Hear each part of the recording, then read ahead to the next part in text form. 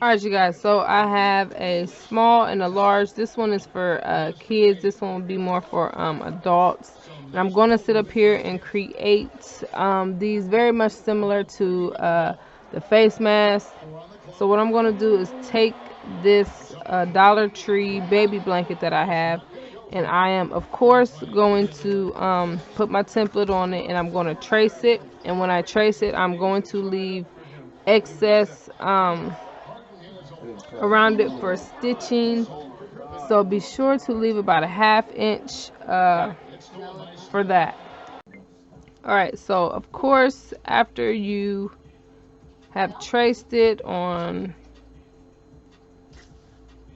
your fabrics, because this is going to be the outside layer, this is going to be the inside, the part that is touching your face,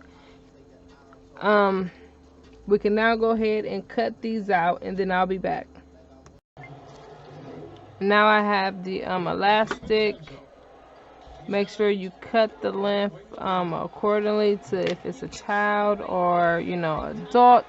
So now what you want to do is take the fabric, put the good side in, because we're going to flip it. We are going to flip it inside out, just like that. And I am going to use this, or you could stitch along, all along this, but y'all, I ain't got time for that.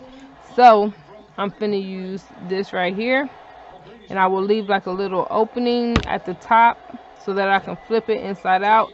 I'm also going to leave, I think, a space on the sides for these to go, so that I can slide this in at the end. I don't know. Let's see how that does.